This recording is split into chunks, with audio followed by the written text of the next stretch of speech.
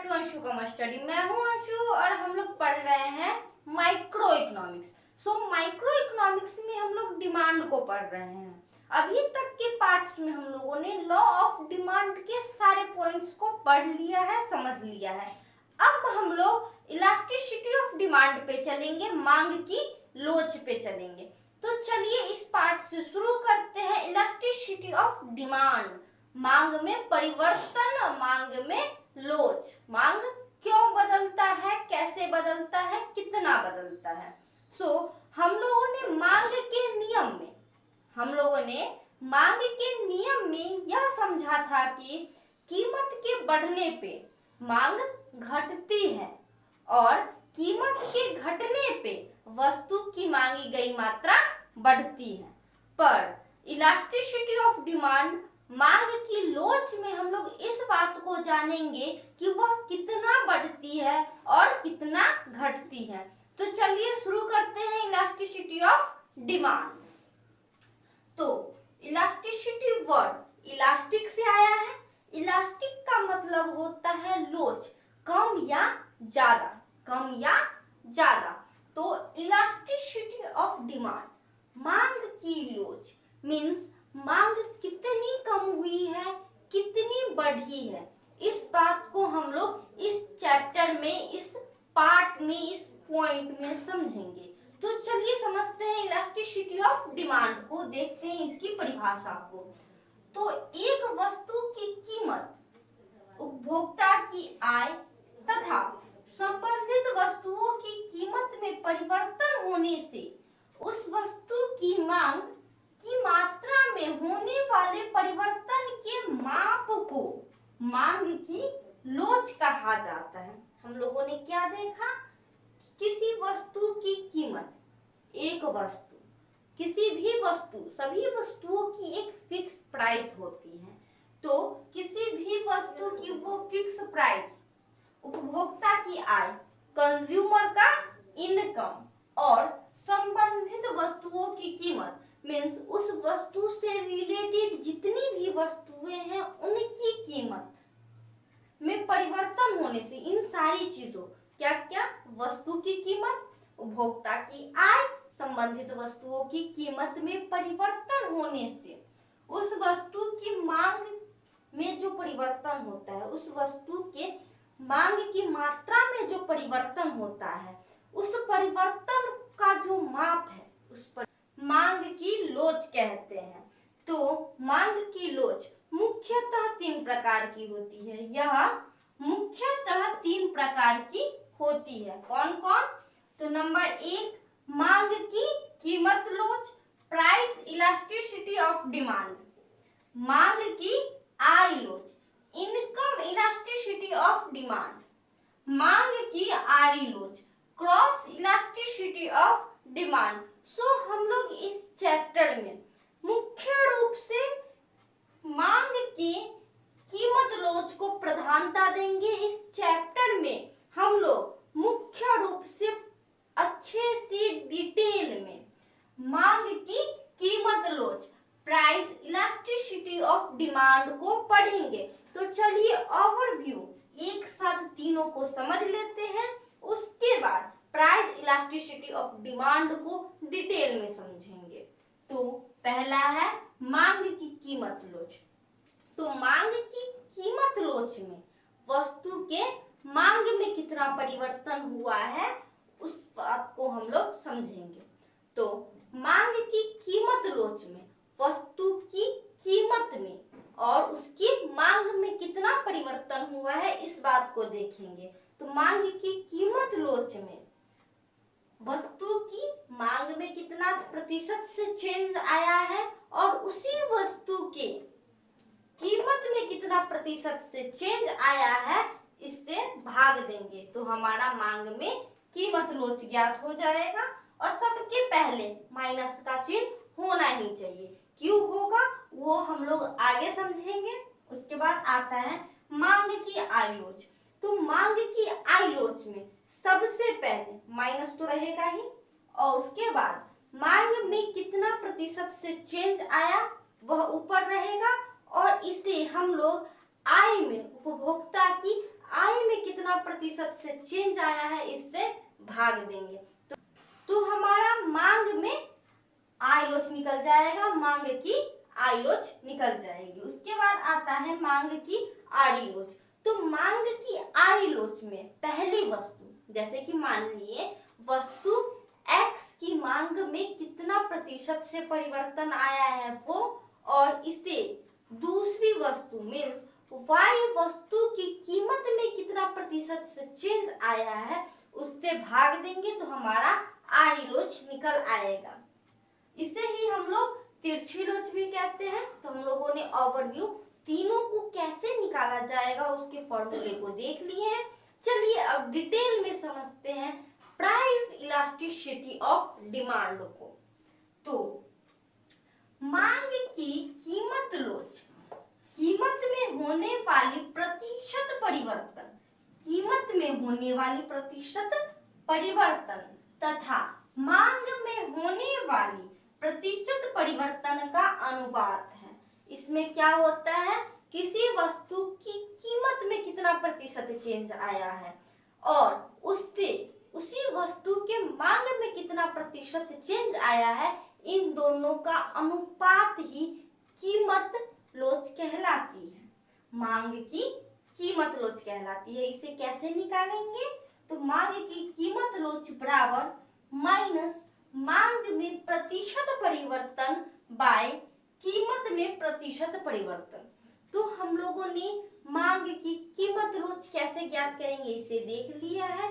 अब हम लोग देखते हैं कि मांग में कौन कौन सी लोच आती है, कितने प्रकार की लोच आती है। तो चलिए देखते हैं degree of price elasticity of demand को। प्राइस इलास्टिसिटी ऑफ डिमांड के मुख्यतः 5 डिग्री होते हैं। पहला, जब इलास्टिसिटी 0 के समान हो। दूसरा, इलास्टिसिटी 1 से कम हो। तीसरा, इलास्टिसिटी 1 के बराबर हो। चौथा, इलास्टिसिटी 1 से अधिक हो। पांचवा, इलास्टिसिटी अनंत हो, असंख्यक हो, अमापनीय हो। तो चलिए देखते हैं इन 5 डिग्रियों को। तो पहले हम लोग इसके थ्योरी को देख लेंगे, ये क्या कहना चाह रहा है उस बात को देख लेंगे। इसके बाद फॉर्मेट के द्वारा इन इलास्टिसिटी ऑफ डिमांड के डिग्री को अच्छे से समझेंगे। ठीक, तो चलिए देखते हैं थ्योरी को। तो सबसे पहला है पूर्णतया बेलोचदार मांग। दो बार लिखा गया है, एक बार को इग्नोर कीजिए। तो पूर्णतया बेलोचदार मांग, इसमें प्राइस इलास्टिसिटी ऑफ डिमांड 0 के बराबर होता है। इसका क्या मतलब हुआ, इसका मतलब यह हुआ कि कीमत कितनी भी बढ़ जाए मांग स्थिर रहेगी। कीमत को कितना भी क्यों ना बढ़ा दिया जाए उसका डिमांड स्थिर रहेगा। अगर किसी वस्तु की कीमत 50 रुपए है, अब हम लोग इस 50 रुपए से बढ़ा करके इसे 100 रुपए भी कर दिए, फिर भी इसकी डिमांड स्थिर ही रहेगी। जितनी मात्रा इसके 50 रुपए होने पे मांगी जा रही थी उतनी ही मात्रा इसके 100 रुपए होने पे भी मांगी जाएगी। इसमें कैसी वस्तुएं आएंगी, तो इसमें जीवन को बचाने वाली वस्तुएं आएंगी, जैसे कि दवाइयाँ। दवाइयाँ तो कंपलसरी है ना, अगर दवाइयाँ किसी पेशेंट को ना मिले तो उसकी तो मृत्यु हो जाएगी, डेथ हो जाएगी। तो दवाइयाँ उसके लिए बहुत इंपॉर्टेंट है, कंपलसरी है, वह किसी भी हालत में दवाइयाँ लेगा, चाहे उसकी कीमत कितनी भी क्यों न बढ़ जाए। चलिए दूसरा देखते हैं, इकाई से कम लोचदार मांग। इकाई से कम लोचदार कहने का मतलब है प्राइस ऑफ इलास्टिसिटी 1 से कम होगी। प्राइस ऑफ इलास्टिसिटी 1 से कम होगी। इसके क्या कहने का मतलब है, कीमत बढ़ने पर, कीमत के बढ़ने पर मांग हल्का कम होगा। कीमत अगर बढ़ती भी है तो इसकी मांग जो है वो हल्का कम होगी। कीमत अगर घटती भी है तो इसकी मांग हल्का बढ़ेगी। इसमें कैसी वस्तुएं आएंगी, तो इसमें जीवन सहयोगी वस्तुएं आएंगी, जैसे कि भोजन, कपड़ा। तो इसे कैसे समझते हैं? जैसे कि लेते हैं भोजन, चावल दाल सब्जियां अनाज, तो इसमें अगर कीमत हल्का सा बढ़ भी जाए, चावल अगर 80 रुपए केजी है तो वह अगर 90 रुपए केजी भी हो जाए तो फिर भी हम लोग तो चावल खरीदेंगे ही ना।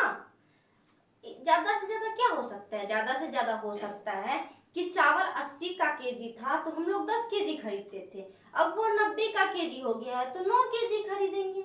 ज्यादा से ज्यादा तो यही हो सकता है ना। कपड़ा, अगर कोई कपड़ा 1000 रुपए का एक सेट मिल रहा है, अब वह कपड़ा 1000 रुपए से कम होकर के 900 का एक सेट मिल रहा है तो ज्यादा से ज्यादा क्या करेंगे? 2 सेट नहीं 3 सेट लेंगे। तो इसमें मांग अगर हल्का सा भी बढ़ जाए तो इसकी डिमांड जो है वो हल्का सा घट जाती है। मांग अगर हल्की सी कम हो जाए तो इसका डिमांड हल्का सा बढ़ जाता है।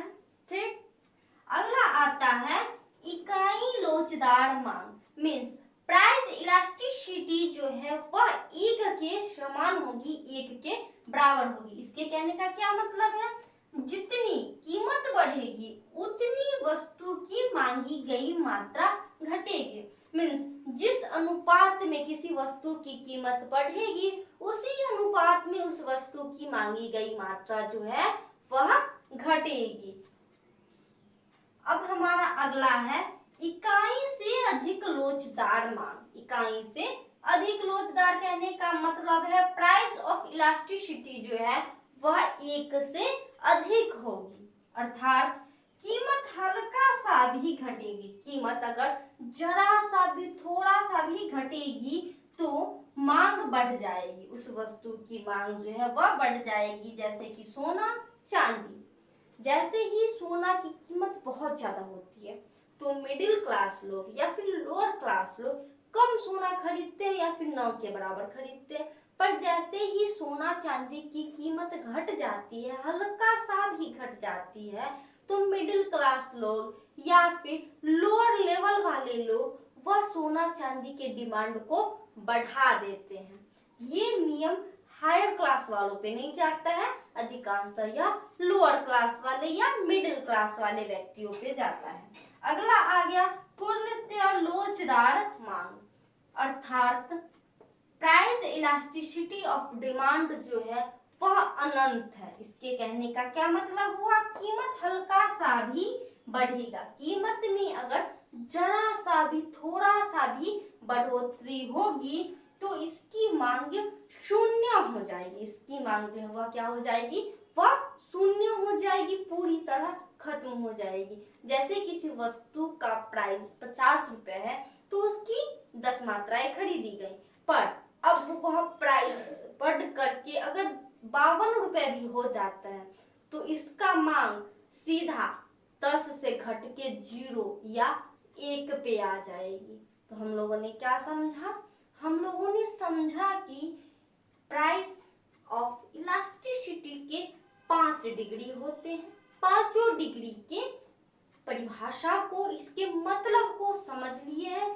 चलिए अब एक बार फॉर्मेट के द्वारा समझ लेते हैं ताकि माइंड में ये चीज अच्छे से बैठ जाएगी और पिक्चर देख करके हम लोग कैसा भी क्वेश्चन आसानी से सॉल्व कर पाएंगे। चलिए बढ़ते हैं इसके ग्राफ की ओर, इसके पिक्चर्स की ओर। तो यह हमारा पिक्चर है जिसमें कि चलिए देखते हैं पहले पिक्चर को। तो पहले पिक्चर में यह दर्शाया गया है कि प्राइस इलास्टिसिटी ऑफ डिमांड 0 के समान है। इसका क्या मतलब है कि डिमांड पूर्णतः बेलोचदार है, अर्थात कीमत कितनी भी बढ़ गई है पर डिमांड इसका स्थिर रहा है। यहाँ पे जैसा कि हम लोग देख सकते हैं कि प्राइस 50 से बढ़कर 80 हो गया, पर फिर भी इसका डिमांड 100 का 100 ही है। तो ये रहा इसका फॉर्मेट, 50 वाली लाइन और 100, डिमांड नीचे प्राइस ऊपर। तो डिमांड जो है इसकी वह स्थिर है, डिमांड ऊपर बढ़ते जाएगा, प्राइस चाहे ऊपर बढ़े या नीचे घटे पर डिमांड जो है इसका वह स्थिर रहेगा। यहाँ पे डिमांड स्थिर है और प्राइस लोचदार है, प्राइस बदलेगी पर डिमांड नहीं बदलेगी। आ जाते हैं सेकेंड पिक्चर पे तो सेकेंड पिक्चर पे दर्शाया गया है कि प्राइस इलास्टिसिटी ऑफ डिमांड जो है वह एक से कम है, यानी बेलोचदार है। पूर्णतः बेलोचदार और बेलोचदार में अंतर है। पूर्णतः बेलोचदार में प्राइस कितनी भी क्यों ना बढ़ जाए उसकी मांग जो है वह स्थिर रहेगी, पर बेलोचदार में प्राइस के हल्का सा बढ़ने या फिर हल्का सा कमने पे डिमांड पे फर्क पड़ेगा। जैसे कि यहाँ देख सकते हैं 50 से प्राइस 100 हो गया है, तो यहाँ पे डिमांड 100 से घट के 60 पे आ गई। ये रहा हमारा फॉर्मेट 50 100 पहली वाली स्थिति है। दूसरी स्थिति में जब प्राइस बढ़ चुका है और डिमांड इसका घट चुका है, प्राइस यहाँ पे देखिए R से R1 यानी पीछे की ओर खसक रही है, R से R1 आकर किया पीछे की ओर खसक रही है। आगे आ जाते हैं, price elasticity of demand is equal to 1 means इकाई लोचदार। जिस अनुपात से कीमत में परिवर्तन आएगा उसी अनुपात से मांग में भी परिवर्तन आएगा। जैसे कि यहाँ पे प्राइस 50 से बढ़ के 60 हो चुका है, तो इसका डिमांड 100 से घट करके 80 आ चुका है। तो यहाँ पे भी R जो है वह पीछे की ओर R1 पे जा रही है। तो यहाँ हम लोगों ने क्या देखा, प्राइस के बढ़ने के कारण डिमांड में उसी अनुपात में कमी आ रही है। आगे आ जाते हैं, लोचदार means price elasticity of demand जो है वह 1 से अधिक है। इसका क्या अर्थ हुआ, इसका अर्थ प्राइस जरा सा कम है, 50 से घट करके या 40 पर आया है, पर इसकी डिमांड अत्यधिक बढ़ गई है। प्राइस की हल्का सा घटने पर यह डिमांड जो है वह 100 से 200 पे आ गया है। समझ गए? यहाँ पे देखिए 50 जो है वह घट करके 40 हल्का नीचे आया, जिसके कारण डिमांड जो है वह 100 से अत्यधिक बढ़ करके 200 पे आ चुका है। अगला आ जाता है, प्राइस इलास्टिसिटी ऑफ डिमांड जो है वह अनंत है, इंडिफिनिट है। पूर्णतः लोचदार, पूर्णतः लोचदार का क्या मतलब है, डिमांड जो है प्राइस अगर थोड़ा सा भी बढ़ेगा, प्राइस अगर थोड़ा सा भी बढ़ेगा तो इसका डिमांड जो है वह पूर्णतः समाप्त हो जाएगा, पूरी तरह खत्म हो जाएगा, शून्य 0 हो जाएगा। जैसा कि हम लोग यहाँ देख रहे हैं, प्राइस बस 50 से बढ़ के 52 हुआ है, सिर्फ 50 से बढ़ के 52 हुआ है, सिर्फ 2 रुपए का अंतर है, सिर्फ 2 रुपए बढ़ रहा है, पर फिर भी इसकी डिमांड जो है वो 100 से घट करके सीधा 0 पे आ गई है, सीधा 0 पे आ गई है। तो हम लोगों ने फॉर्मेट के द्वारा भी इलास्टिसिटी ऑफ डिमांड को समझ लिया है। सो इस पार्ट में बस इतना ही, मिलेंगे अगले पार्ट में इसी चैप्टर के नए टॉपिक के साथ। सो अभी के लिए बस इतना ही, धन्यवाद।